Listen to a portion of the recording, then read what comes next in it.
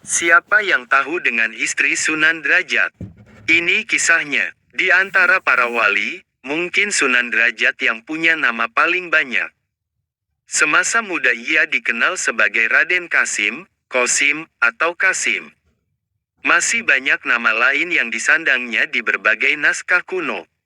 Misalnya Sunan Mahmud, Sunan Mayang Madu, Sunan Muryapada, Raden Imam, Maulana Hashim, Syekh Masakeh, Pangeran Syarifuddin, Pangeran Kadrajat, dan Masih Munat. Dia adalah putra Sunan Ampel dari perkawinan dengan Nyi Ageng Manila, alias Dewi Kondrowati. 4 putra Sunan Ampel lainnya adalah Sunan Bonang, Siti Muntosiah, yang dinikahi Sunan Giri, Nyi Ageng Maloka, yang diperistri Raden Patah, dan seorang putri yang disunting Sunan Kalijaga. Akan halnya Sunan Derajat sendiri, tak banyak naskah yang mengungkapkan jejaknya. Ada diceritakan, Raden Kasim menghabiskan masa kanak dan remajanya di kampung halamannya di Ampel Denta, Surabaya. Setelah dewasa, ia diperintahkan ayahnya, Sunan Ampel, untuk berdakwah di pesisir barat Gresik. Perjalanan ke Gresik ini merangkumkan sebuah cerita, yang kelak berkembang menjadi legenda.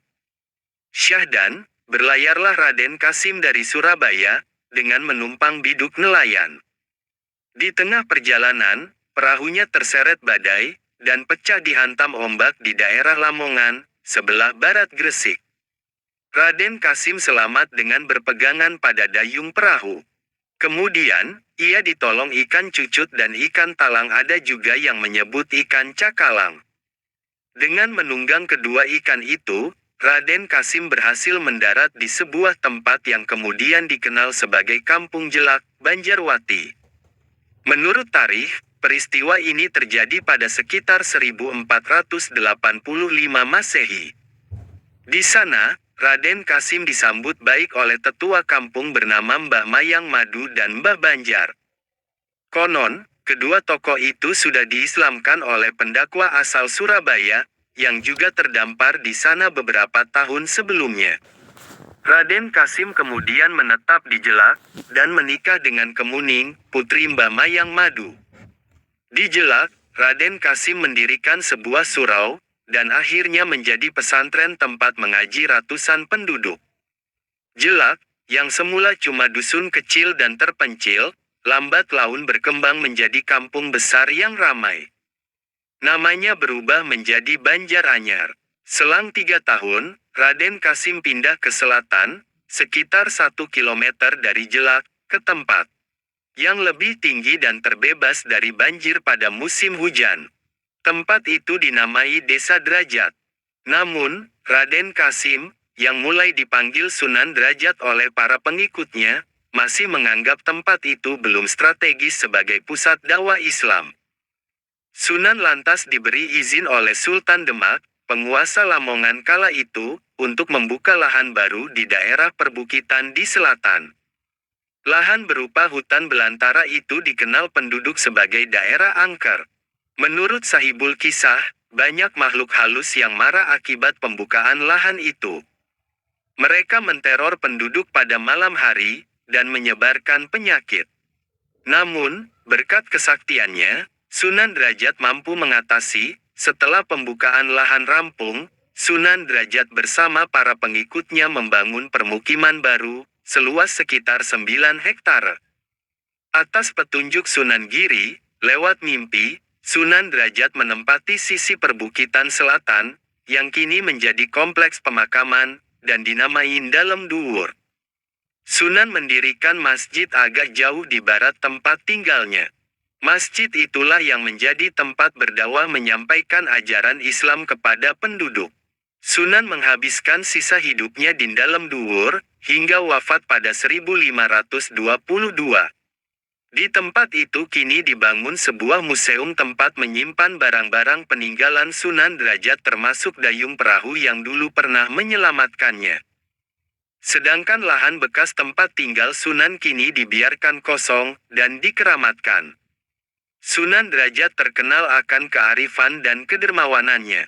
Ia menurunkan kepada para pengikutnya kaidah tak saling menyakiti, baik melalui perkataan maupun perbuatan.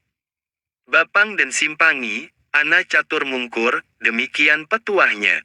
Maksudnya, jangan mendengarkan pembicaraan yang menjelek-jelekkan orang lain, apalagi melakukan perbuatan itu.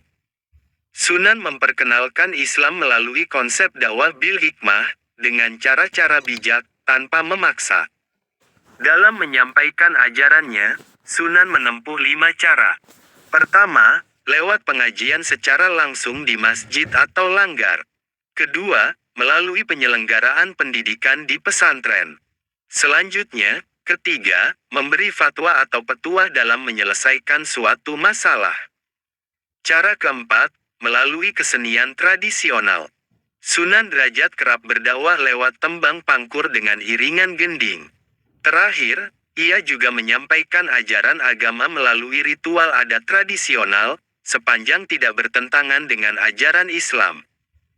4 pokok ajaran Sunan Derajat adalah, paring teken marang kang kalunyon lan wuta, paring pangan marang kang kaliren, paring sandang marang kang kawudan, paring payung kang kodanan. Artinya, berikan tongkat kepada orang buta, berikan makan kepada yang kelaparan, berikan pakaian kepada yang telanjang, dan berikan payung kepada yang kehujanan. Sunan Derajat sangat memperhatikan masyarakatnya. Ia kerap berjalan mengitari perkampungan pada malam hari. Penduduk merasa aman dan terlindungi dari gangguan makhluk halus yang, konon, merajalela selama dan setelah pembukaan hutan. Usai salat asar, Sunan juga berkeliling kampung sambil berzikir, mengingatkan penduduk untuk melaksanakan salat maghrib. Berhentilah bekerja, jangan lupa salat, katanya dengan nada membujuk. Ia selalu menelateni warga yang sakit, dengan mengobatinya menggunakan ramuan tradisional, dan doa. Sebagaimana para wali yang lain, Sunan Derajat terkenal dengan kesaktiannya. Sumur Lengsanga, Lengsanga artinya lubang 9 webmaster, di kawasan Sumenggah, misalnya, diciptakan Sunan ketika ia merasa kelelahan dalam suatu perjalanan. Ketika itu, Sunan meminta pengikutnya mencabut wilus, sejenis umbi hutan.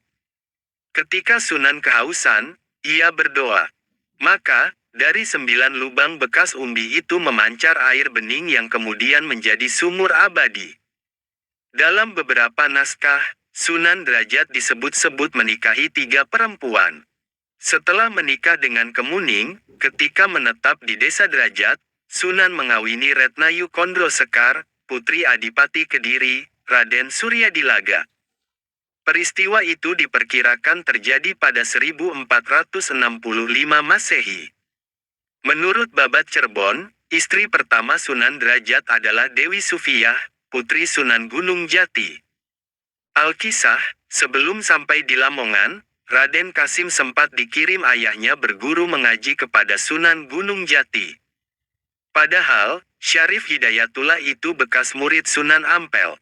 Di kalangan ulama di Pulau Jawa, bahkan hingga kini, memang ada tradisi saling memuridkan. Dalam Babat Cirebon diceritakan, setelah menikahi Dewi Sufiyah, Raden Kasim tinggal di Kadrajat. Ia pun biasa dipanggil dengan sebutan Pangeran Kadrajat, atau Pangeran Derajat. Ada juga yang menyebutnya Syekh Syarifuddin. Bekas padepokan Pangeran Derajat kini menjadi kompleks perkuburan, lengkap dengan cungkup makam petilasan, terletak di Kelurahan Derajat, Kecamatan Kesambi.